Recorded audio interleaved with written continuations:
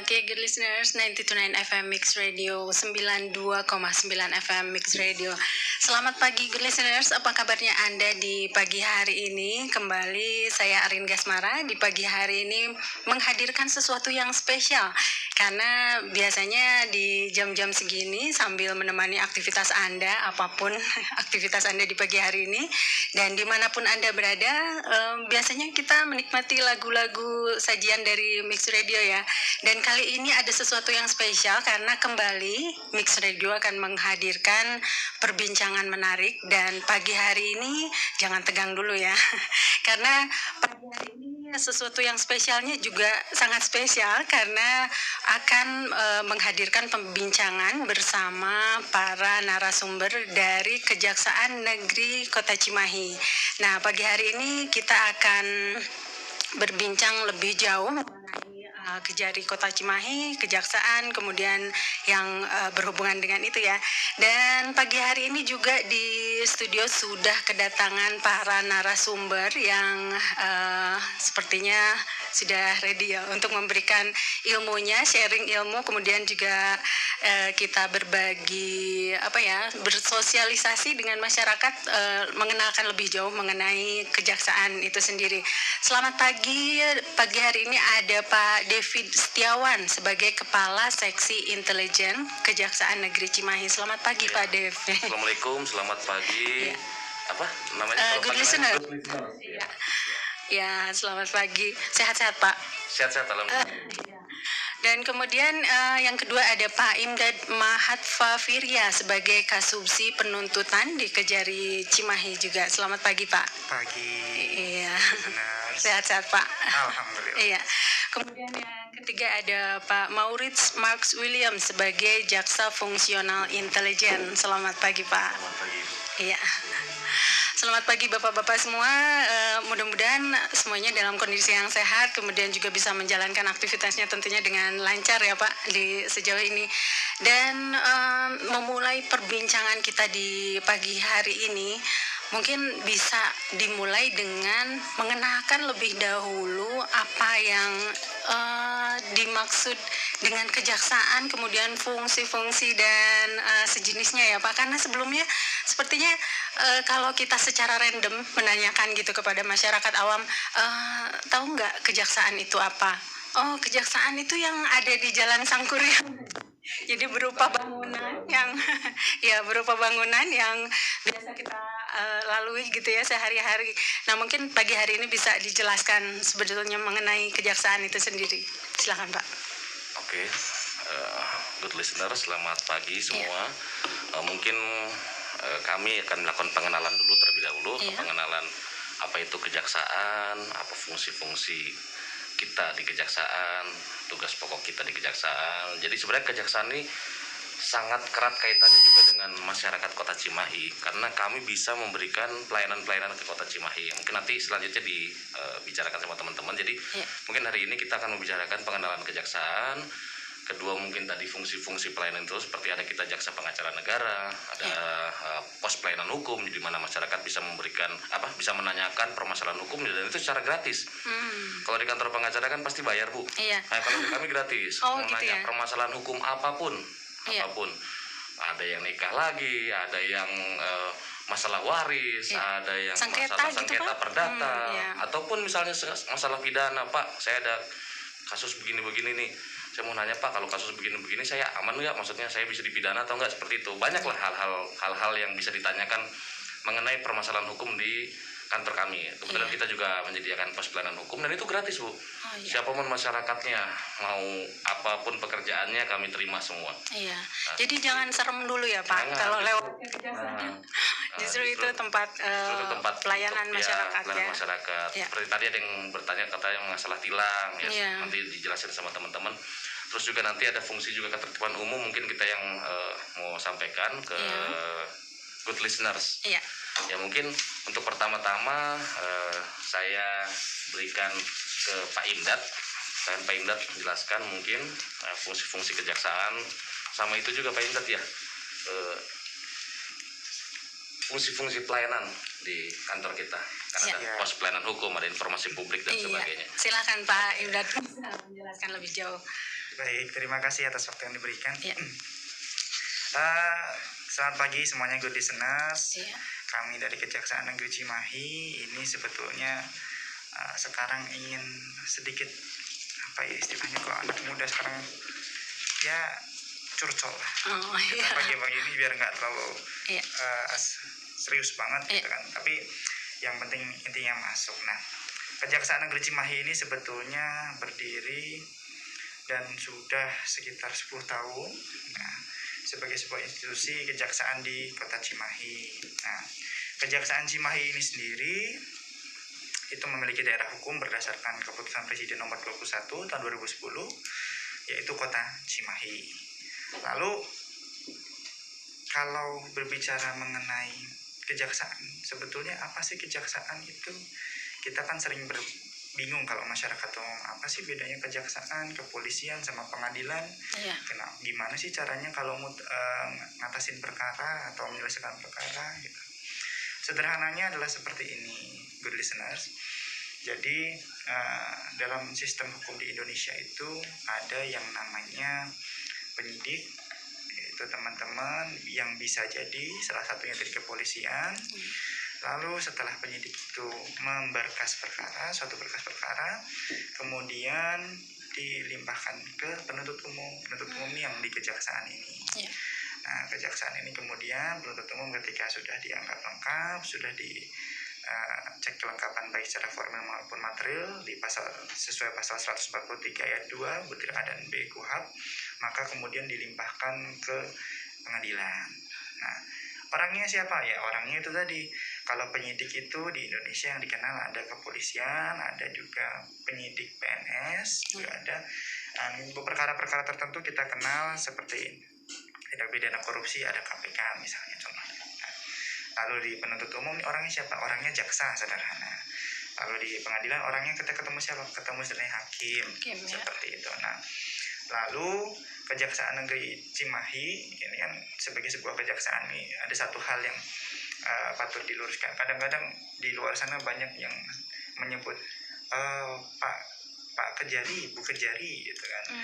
Sebetulnya kalau kita membicarakan akronim, Kejaksaan Negeri itu pimpinannya namanya Kepala Kejaksaan Negeri.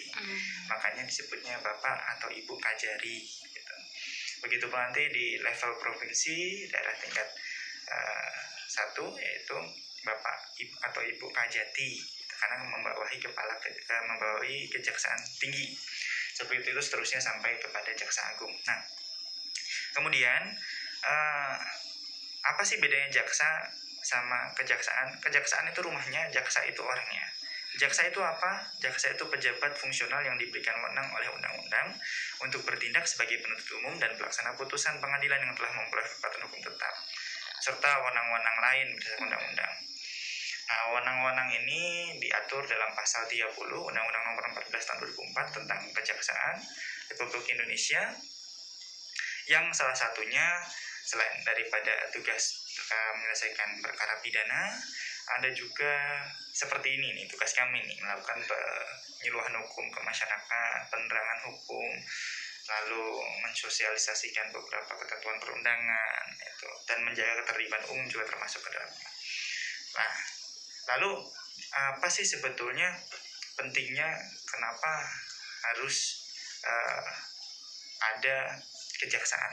Ya, kadang-kadang lembaga ini ya. Kita ketika berbicara penyelesaian kasus gitu kan, kejaksaan ini hadir misalnya dalam persidangan saja sebagai perwakilan wujud bentuk dari negara yang memiliki tugas untuk melindungi segenap bangsa dan seluruh tumpah tanah air Indonesia. Nah, itu kan ya kalau kita ingat-ingat kembali merupakan nafas dari pembukaan Undang-Undang Dasar. Nah, itulah fungsinya kami. Jadi mungkin kiranya itulah yang membuat kami di sini hadir mewakili hak-hak yang diduga dicederai oleh beberapa oknum tertentu. Mengingat hak-hak itu kan hak warga negara juga.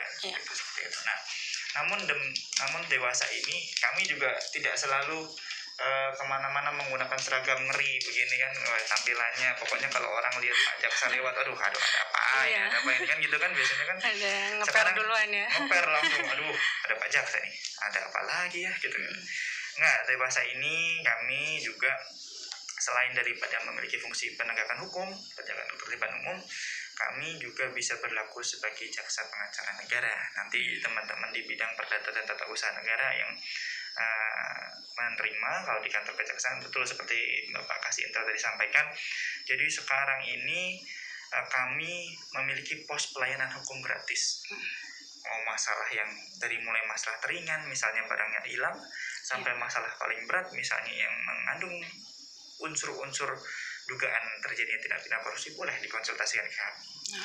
Jadi kadang-kadang ini kan kalau saya terus Pak Kasih-Intel, Pak Mauris ini kan sudah berpindah-pindah tugas di banyak tempat. Ada yang dari Medan, ada yang dari Sulawesi, saya dan Pak Kasih-Intel dari Sulawesi sebelumnya. Dari beberapa elemen masyarakat ini kami menemukan permasalahan-permasalahan yang unik. Tapi kadang-kadang mungkin juga ini yang terjadi di Cimahi, masyarakat agak ragu mau konsultasi sama kejaksaan. Ragunya apa? Takut nanti bayar, takut nanti malah diperkarakan. Iya kan? Ya. Itu kiranya gitu. Ya. Mungkin untuk good listeners yang masih memiliki, sebetulnya kita dari kemarin ya, kita sudah sosialisasikan, sudah informasikan bahwa hari ini akan ada perbincangan bersama Kejari Cimahi, dan kita sudah membuka pertanyaan yang diajukan melalui 085 161 280 Ada beberapa pertanyaan melalui WhatsApp yang sudah masuk, kemudian juga untuk yang mungkin ingin bertanya secara interaktif juga nanti akan dibuka line telepon di 085 161 280 Nah, meneruskan tadi pengenalan mengenai apa itu sebetulnya kejaksaan, kemudian fungsi utamanya gitu ya Pak. Jadi boleh dikatakan kejaksaan ini sebetulnya adalah menjalankan fungsi eksekutif apa yudikatif sih Pak sebetulnya, karena kan berkaitannya dengan hukum ya sebetulnya, tapi seperti tadi Bapak bilang merupakan wujud perwakilan negara gitu ya di masyarakat hanya dalam bidang hukum gitu. Jadi bisa dijelaskan nggak Pak? Baik, wah ini asik nih kalau pembicaraan sudah eksekutif yudikatif. Yeah. Jadi begini Ibu, nah ketika kita berbicara hal tersebut gitu kan, dari konsep suatu negara itu kan sebetulnya terdiri dari 3 buah unsur setidak-tidaknya, yaitu legislatif, eksekutif, yudikatif. Nah, 3 unsur itu sebenarnya berdiri atas kewenangannya masing-masing. Kalau kita mau membedakan secara sederhananya, itu adalah ketika kita melihat kedudukan undang-undang di mata subjek tersebut. Misalnya seperti ini. Undang-undang ini bukan hanya undang-undang saja, tapi turunan-turunan yang masuk. Jadi misalnya, subjek tersebut mengundang-undangkan sesuatu, subjek tersebut menetapkan perundang-undangan sesuatu. Nah, itu bisa kita reverse-kan, kita analogikan kepada legislatif. Lalu, subjek itu dibentuk berdasarkan undang-undang tertentu, dia melaksanakan undang-undang, maka dia bisa kita reverse-kan kepada berafiliasi kepada eksekutif. Karena sebagai penyelenggaranya ya, pelaksana. Nah, yang ngawasin, yang menegakkan, itulah namanya yudikatif. Nah, kalau di Indonesia sendiri, lembaga legislatif itu teman-teman kita yang ada di DPR, baik pusat maupun daerah, DPD dan MPR. Nah, kejaksaan ini ada di mana? Kejaksaan berada di eksekutif. Jadi kejaksaan, kepolisian juga pun, terus juga lembaga lain yang berada di bawah kewenangan pemerintah, presiden dalam hal ini dan organ-organnya, itu menjalankan undang-undang. Kan tadi sudah saya sempat jelaskan, ada Undang-Undang Nomor 16 Tahun 2004 tentang Kejaksaan RI. Nah, berarti kejaksaan dibentuk berdasarkan undang-undang. Oleh karena itu kejaksaan eksekutif. Lalu yudikatif itu apa? Yudikatif ini semacam teman-teman kalau kita semua yang ada di pengadilan, MA, MK, Mahkamah Konstitusi contohnya, dan Komisi Yudisial, seperti itu. Mungkin saya tambahin sedikit ya. Boleh. Jadi kejaksaan ini emang agak unik. Mengapa? Karena dia satu-satunya lembaga eksekutif yang memiliki tugas-tugas dan sedikit peran dari yudikatif. Jadi kalau di dalam asas hukum itu ada namanya magistrat. Magistrat itu ada dua. Nah, magistrat itu ada pengadilan, ada hakim, dan ada jaksa. Magistrat itu, jadi yang di pengadilan itu ada hakim, ada jaksa, ada pengacara. Nah, fungsi kita kita memang berada di eksekutif, tapi fungsi-fungsi kita banyak berbagi peran dengan yudikatif, karena kita juga menentukan apakah perkara itu layak dinaikkan ke pengadilan atau tidak. Bahkan kita bisa menyidik, menuntut sekaligus. Cuma di kejaksaan aja yang seperti itu, sama di KPK sekarang. Jadi kita punya peran-peran yudikatif di situ, karena itu tadi kalau kita bicara secara asas. Kalau di luar negeri ya, saya gambarkan sedikit. Kalau di luar negeri itu banyak lembaga-lembaga kejaksaan itu berada di posisinya di yudikatif. Gitu Tapi ya. kalau di Indonesia dan ada beberapa negara lain, kejaksaan di bawah presiden, eksekutif ya sebagai. Iya. Hmm. Kemudian mungkin ada kita boleh masuk langsung ke pertanyaan yang sudah melalui WhatsApp ya Pak. Boleh. Karena sekalian Morris aja nanti Pak Morris Iya. yang paling ramah banget nih. mungkin karena Pak Maurits juga merupakan jaksa ini ya, jaksanya langsung gitu ya, jadi bisa lebih yang pertama ada yang menanyakan Pak dari Ibu Yana di Cimahi, menanyakan sebetulnya kasus apa saja sih yang bisa diadukan ke kejaksaan atau ke jaksa. Nah, kemudian bisakah masyarakat umum mendapatkan pendampingan hukum dari kejaksaan atau jaksa itu sendiri jika memiliki kasus? Karena saya tidak mengerti, karena kalau kita berkasus secara hukum punya kekhawatiran untuk mengadukan ke kejaksaan. Kekhawatirannya ini mungkin dari segi biaya juga ya. Kemudian ya itu udah dengar kata-kata kejaksaan, pengadilan tuh kayaknya gimana ya kalau masyarakat umum, bisa dijelaskan mungkin Pak? Ya. Untuk terkait dengan pendampingan hukum ya? Iya, pendampingan hukum. Itu tadi kita sudah dijelaskan sedikit Iya. oleh Pak Indra, sampaikan bahwa kita juga punya bidang perdata dan tata usaha negara, Iya. di mana perdata dan tata usaha negara itu melibatkan untuk terkait adanya gugatan atau apa baik dari instansi pemerintah Iya. terhadap individu misalnya gitu kan, ada yang dirugikan, maka di situ kita bisa mendampingi, misalnya Pemkot, kita mendampingi Pemkot untuk atas adanya gugatan dari pihak tertentu gitu. Kalau Jadi perorangan kita gitu bisa Pak? Kalau untuk perorangan sendiri mungkin didampingi oleh penasihat hukum ya. Gitu ya. Untuk Iya. perkara atau perkara perdata misalnya kan, antara individu dengan individu itu baik. Itu bukan di bidang kita. Gitu ya. Jadi sebetulnya sementara mengenai kasus apa saja yang bisa diadukan ke kejaksaan sebetulnya nggak terbatas ya. Kalau untuk sejauh ini terkait tindak pidana korupsi kita bisa lapor ke kita. Gitu, ke kejaksaannya. Kalau untuk konsultasi hukum bisa juga ke kita. Iya. Cuma untuk membuat aduan atau laporan bisa terkait tindak pidana korupsi ya. Iya. Mungkin saya tambahkan sedikit ya Bu ya. Tadi mengenai jaksa pengacara negara, jadi nama juga jaksa pengacara negara. Jadi kami itu jaksa pengacara negara itu bertindak atas kuasa dari negara. Jadi negara, pemerintah maupun pemerintah di bawahnya, pemerintah daerah, pemerintah provinsi seperti itu. Jadi kita hanya melindungi, maksudnya bukan melindungi mewakili suatu institusi negara seperti itu. Ataupun misalnya ada perselisihan, contoh misalnya mengenai aset antara BUMN dengan pemerintah daerah. Nah, kita bisa melakukan mediasi juga di situ. Iya. Dan kalau untuk mewakili baik di dalam ataupun di luar pengadilan hanya bisa institusi negara. Jadi kita representasi dari negara dalam hal ini. Representasi dari negara, baik itu BUMN, baik itu pemerintah daerah. Pokoknya yang ada aset negara di dalamnya pasti kami hadir di situ. Jadi kita boleh aset. Terus tadi mengenai apa aja yang bisa dilapor, ya tadi benar Pak Morris, indikasi tindak pidana korupsi bisa lapor ke kami. Terus juga kita ada yang tadi dibilang sama Pak Imret juga, pos pelayanan hukum itu. Jadi sebenarnya kejaksaan itu bukan hanya masalah lapor-melapor, konsultasi, bicara mengenai permasalahan hukum bisa itu ada dan itu gratis ya. Maka tadi bahkan kalaupun misalnya dia contohnya ya, dia mungkin takut ke kantor polisi, kayak pernah saya alami dulu waktu untuk di melapor, Sulawesi ya, takut ke kantor polisi karena kasusnya ini kasus, mohon maaf ya, pencabulan terhadap anaknya, anak di bawah umur, dia malu dan takut ke kantor polisi, malu dan takut. Saya bilang tetap harus dilapor Bu kalau kayak begini-begini. Jadi kami juga memfasilitasi kami menemui bahkan saya menelpon waktu itu Kanit PPA waktu itu datang ke kantor, akhirnya dikasih penjelasan sama teman-teman dari kepolisian, akhirnya mereka ibu itu mau melapor.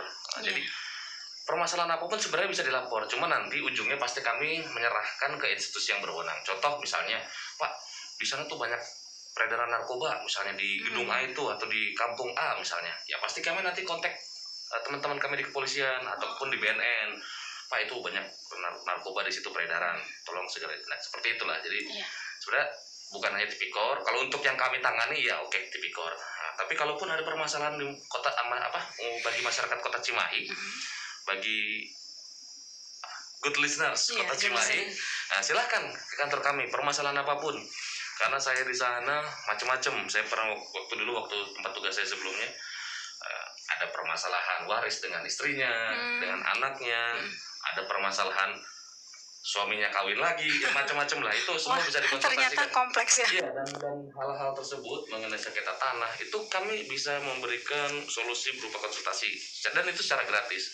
Seperti itu. Jadi kami ini mengundang lah masyarakat Cimahi, baik pendengar good listeners maupun bukan, agar ya udahlah, kalau misalnya ada masalah yang berkaitan sama hukum, datang silahkan mangga ke Kejari Cimahi. Nah, itu sebetulnya kami buka kantor itu dari jam 8 sampai jam 4. Nah, itu memberikan pelayanan lah yang terbaik bagi masyarakat Kota Cimahi, itu aja.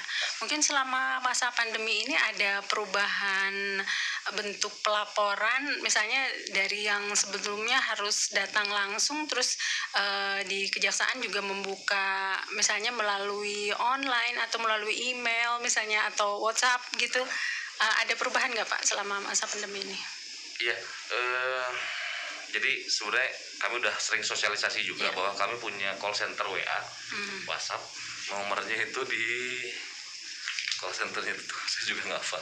Sebentar, nanti mungkin di terakhir bisa diinformasikan nanti terakhir kita ada nomor call center WhatsApp juga. Kita informasikan. Kita juga punya sarana medsos.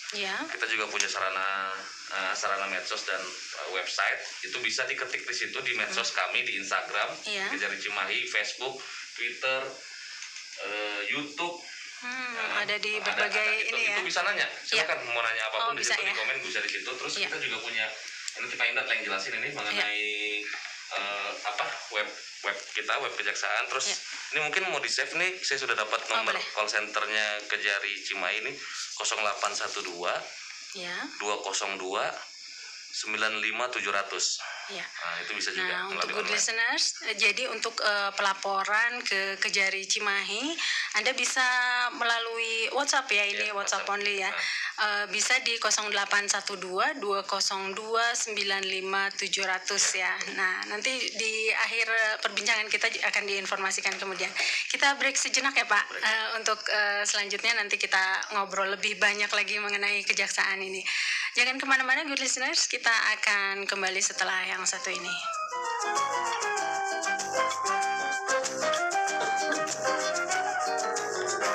Ketika berada sampingmu, terasa gejolak hatiku. Kau mempesona, ku terpesona, menembus menjauh tinggalku. Good listener, 92,9 FM Mix Radio, kita masih bersama para narasumber dari Kejaksaan Negeri Kota Cimahi yang masih akan menyapa Anda di pagi hari ini selama kurang lebih 1 jam ya.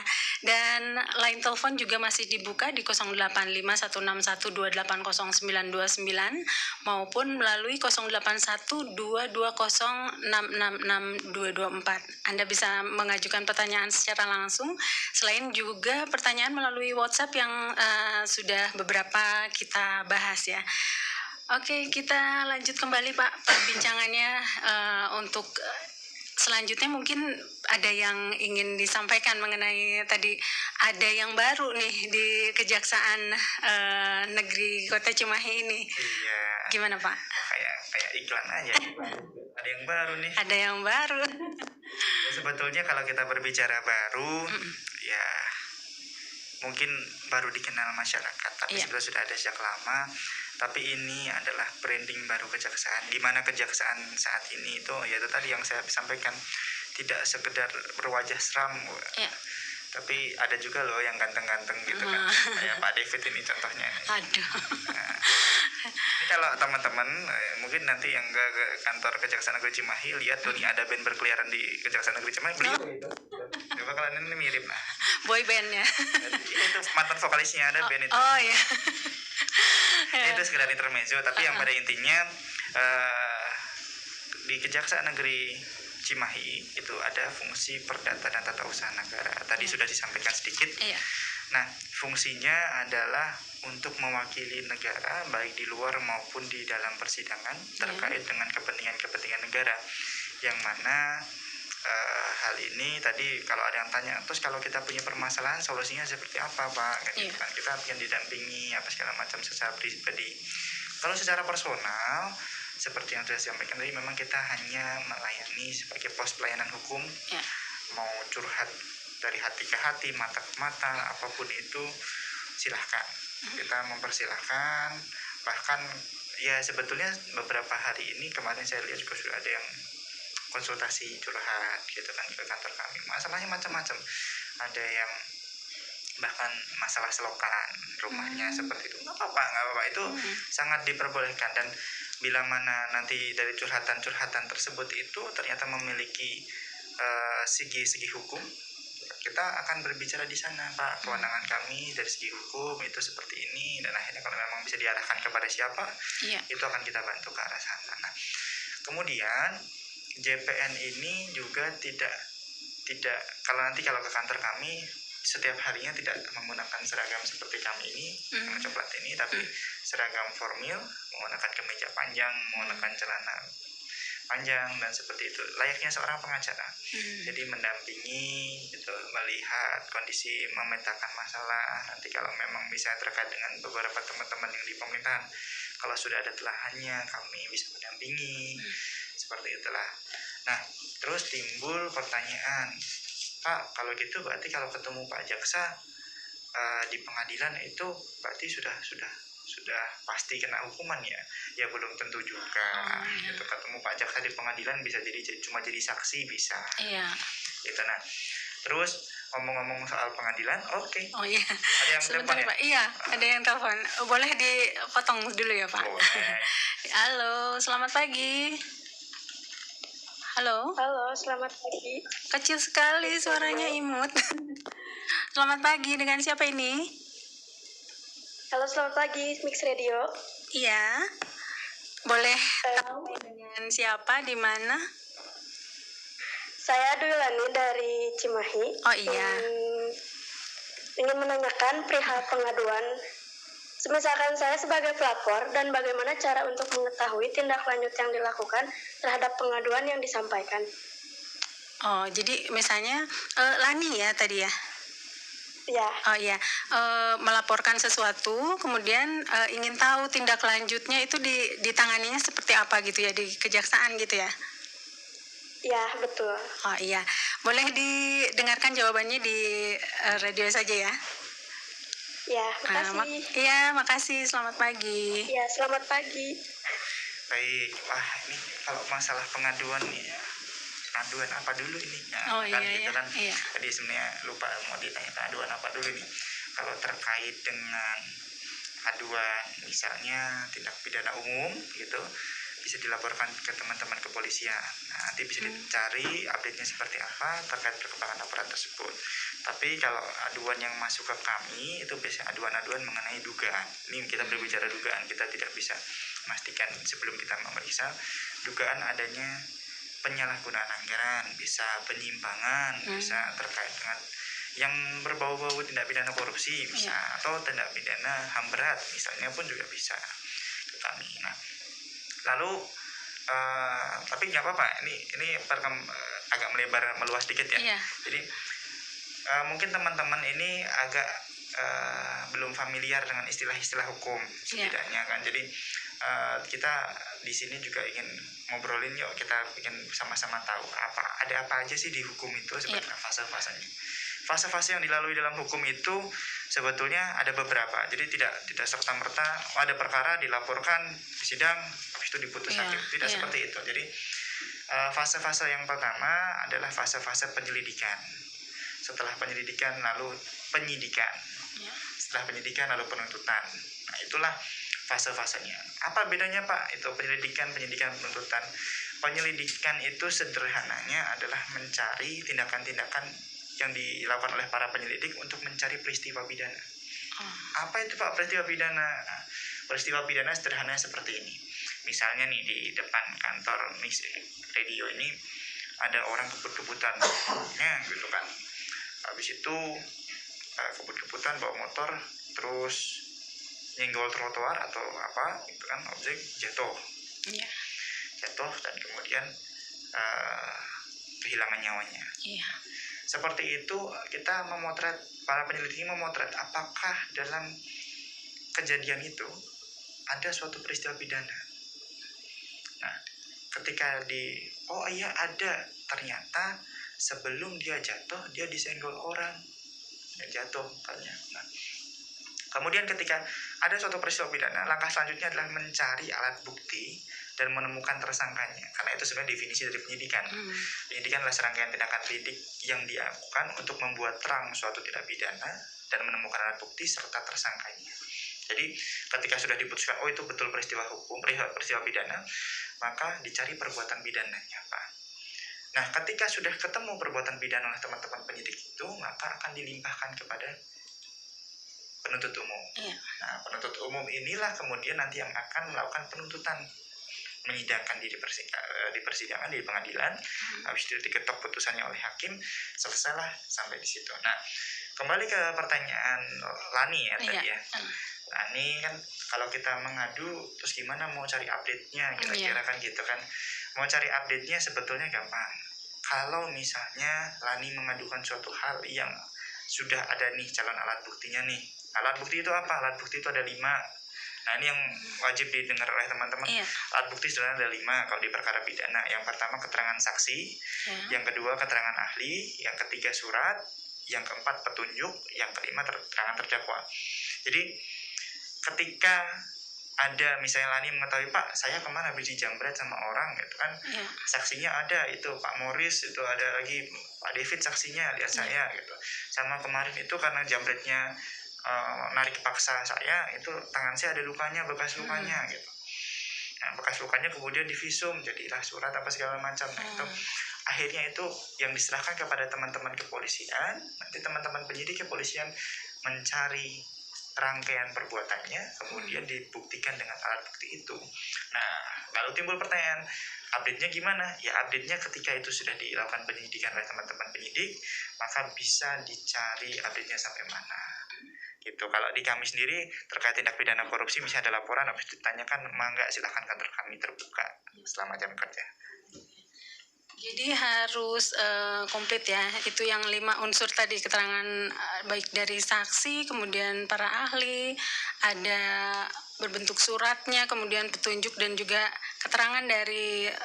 Tapi sebetulnya tidak harus komplit. Oh, nggak harus semua ya. Komplit. Karena pada intinya di pasal 183 itu hakim nantinya itu akan memutus suatu perkara itu benar atau enggak, itu berdasarkan 2 alat bukti dan keyakinan hakim. Jadi minimal 2 alat bukti.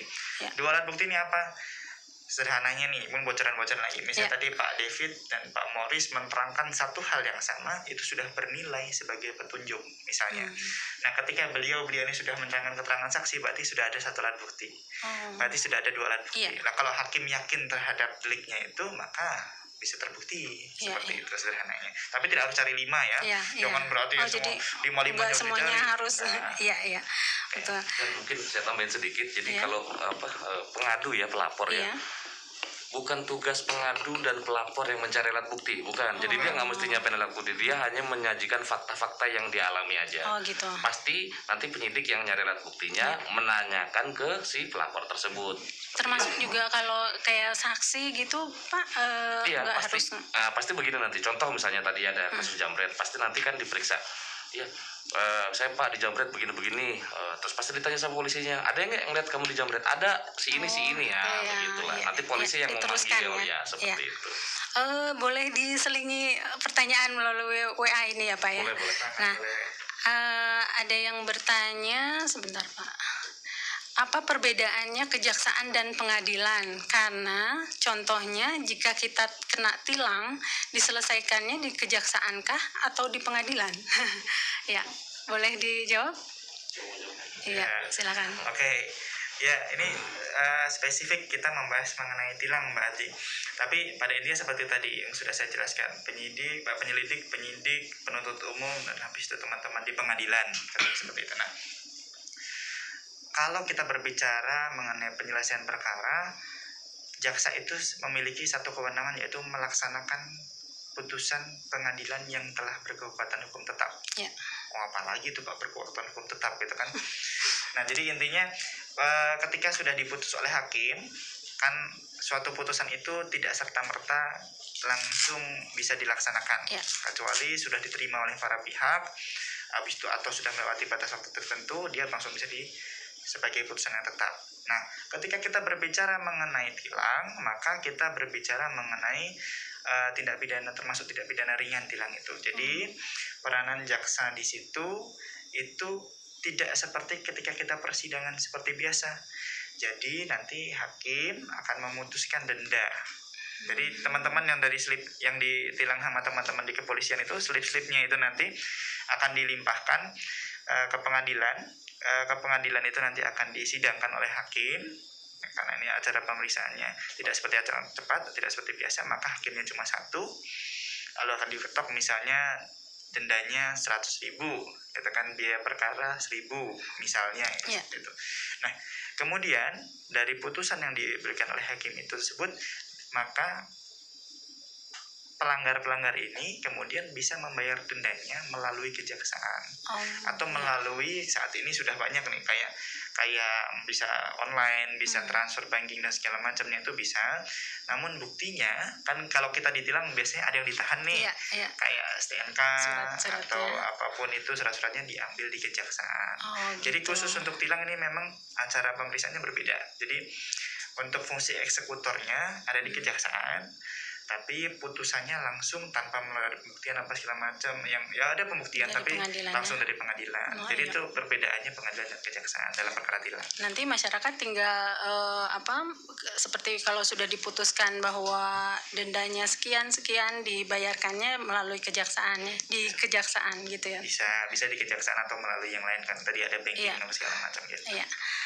Ada lagi yang akan disampaikan Pak berkaitan dengan inovasi-inovasi yang sepertinya banyak ya, karena memang di personil di kejaksaannya juga kayaknya fresh semua, jadi inovasinya juga banyak gitu. Selain prosedur pengaduan yang sekarang sudah bisa berbagai macam cara ya. Kemudian ada lagi inovasi baru yang diadakan di kejaksaan, khususnya di Kejari Cimahi ya. Baik, jadi Kejaksaan Negeri Cimahi saat ini itu sudah go public. Jadi teman-teman good listener semua bisa lihat itu, ikut main juga ke website kami. Di situs web kami di Kejari _cimahi.go.id. Di sana itu nanti akan ada informasi harian terkait apa saja kegiatan kami, habis itu juga siapa pejabat struktural di kami juga ada, seperti itu. Nanti ada survei pengunjungnya juga ada. Terus kami juga saat ini sedang mencanangkan wilayah bebas korupsi dan wilayah birokrasi bersih melayani. Jadi ada profilnya di situ. Ada juga link-link yang lain, semacam tilang online, pengumuman tilangnya, terus informasi terkait jadwal sidang, ada pengambilan barang bukti, caranya seperti apa. Itu juga, website ya Pak ya? Di website Kejari Cimahi. Di websitenya itu juga nyambung ke Twitter, ke Instagram tadi yang sudah dijelaskan. Gitu. Nah, untuk yang hobi stalking Instagram nih, sepertinya boleh juga intip Instagramnya ini ya, Kejari ya, karena di situ secara lebih lebih gampang dicerna gitu ya. Karena kalau melalui medsos itu lebih gampang dicerna informasi-informasi, salah satunya mengenai kegiatan-kegiatan yang dilakukan di kejaksaan itu apa saja gitu. Jadi kalau selama ini mungkin masyarakat awam punya stigma yang agak-agak serem gitu ya dengan kejaksaan, melalui medsos sepertinya bisa terkikis ya sedikit banyak. Yang jelas itu tadi yang kamu bilang bahwa medsos itu fungsi juga kita sebagai pelayanan hukum di situ nanti. Jadi silakan kalau ada teman-teman yang mau menanyakan bisa lewat medsos juga, bisa lewat call center yang tadi disebutkan. Mungkin kalau medsos kan tulisannya terbatas ya, DM aja ya biasanya. Kan keluar biasanya kan. Kalau di WA kan mungkin lebih pribadi. Kalau di medsos mungkin kalau dia mau nulis di komen kan mungkin baca. Tapi bisa juga kalau lewat DM juga bisa DM juga. ya bisa. Oke, kita jeda kembali sejenak dan nanti setelah jeda kita akan ada penutup mungkin dari Bapak ya mengenai perbincangan pertama kita mengenai Kejaksaan Negeri Kota Cimahi. Jangan kemana-mana, keep good listening on 92.9 FM Mix Radio.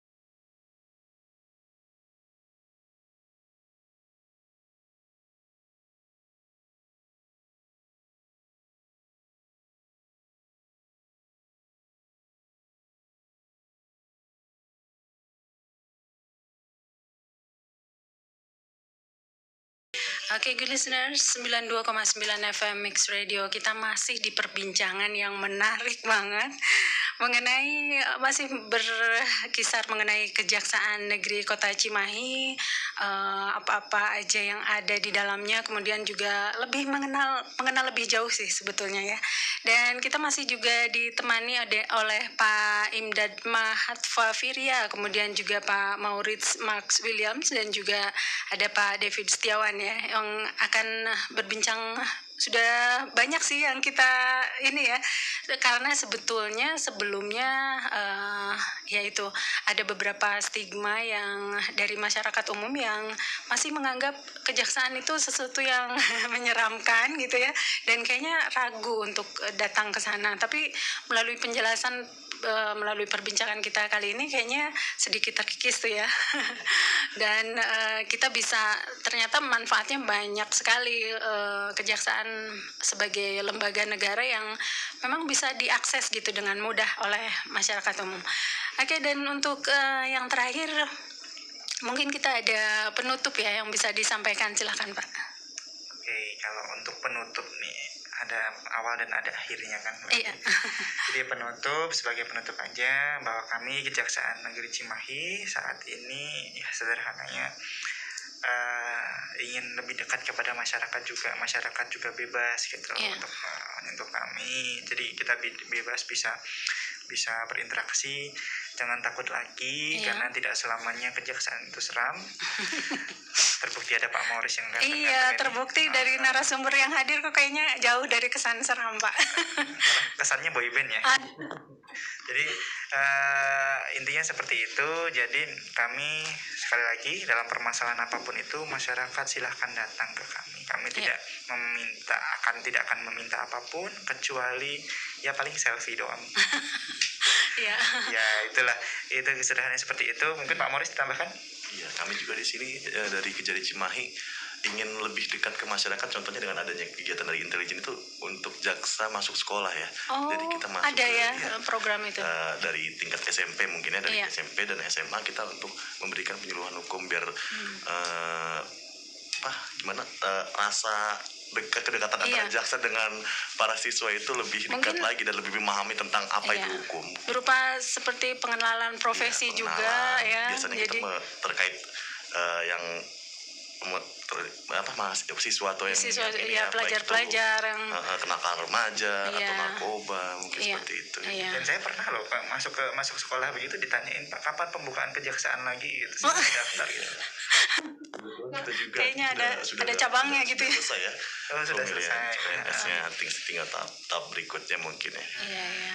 Nah, untuk yang mungkin ada terbersit bercita-cita ingin berprofesi yang berkaitan dengan di kejaksaan juga sepertinya mulai dikenalkan ya ke kalangan terutama pelajar yang tingkat menengah atas ya sepertinya.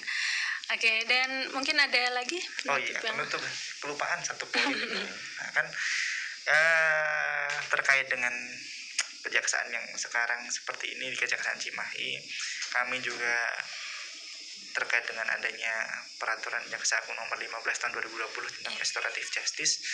Jadi sekarang ini ada juga restoratif justice Bapak good listener, teman-teman semua. ya. Jadi kalau ada permasalahan apapun itu nanti ketika memenuhi kriteria tertentu, sekali lagi meskipun pidana meskipun ketemunya dengan bapak-bapak yang berseragam, tapi tetap sesuai dengan amanat pimpinan tertinggi kami Bapak Jaksa Agung Republik Indonesia, bahwa kedepankanlah hati nurani sehingga nanti penyelesaian hukum pidana itu juga menggunakan hati nurani. Kalau memang bisa diambil kemanfaatan setinggi-tingginya, maka kemanfaatan itulah yang akan diutamakan. Iya, Wah, itu ini ya. tapi ini bocoran aja, spoiler aja buat nanti kalau ketemu lagi kan. Iya. Itu ya. Jadi itu ya restoratif justice ya. Ya, yang keadilan mungkin- restoratif. Iya, dan mungkin bisa diinformasikan lagi ya untuk Anda good listeners, Anda bisa juga berkunjung ke websitenya Kejari Cimahi di kejaricimahi.go.id. Di sana banyak sekali menerangkan tentang apa saja yang bisa Anda peroleh dengan mengakses Kejaksaan Negeri Cimahi. Alamatnya di Jalan Sangkuriang nomor 103. Iya, Jalan Sangkuriang nomor 103, atau Anda juga bisa menghubungi call centernya di 0812 202 95700 ya, untuk bisa WhatsApp dan mendapatkan keterangan lebih lanjut. Oke, mungkin cukup segitu ya Pak di perbincangan pertama kita, dan mudah-mudahan ada perbincangan-perbincangan selanjutnya ya yang bisa menerangkan lebih jauh lagi, karena sepertinya banyak respon dan kemudian juga pertanyaan-pertanyaan tuh sebetulnya banyak. Cuma awal-awal mungkin ya agak ragu juga ya bertanya, takutnya gimana gitu, tapi ternyata dari narasumber yang hadir nih welcome banget, terus juga menerangkan secara gamblang apa yang sebetulnya bisa diberikan kepada masyarakat melalui adanya lembaga Kejaksaan Negeri Cimahi ini. Oke, Bapak-Bapak sekalian, terima kasih atas kehadirannya. Semoga sehat selalu dan juga bisa menjalankan aktivitasnya dengan lancar tentunya. Dan untuk Anda good listeners, kita bisa mendapatkan banyak sekali ilmu, kemudian juga banyak manfaat dari perbincangan kita di pagi hari ini. Semoga Anda juga sehat selalu. Kita bertemu lagi di perbincangan berikutnya. Saya Arin Gasmara pamit dan sampai jumpa.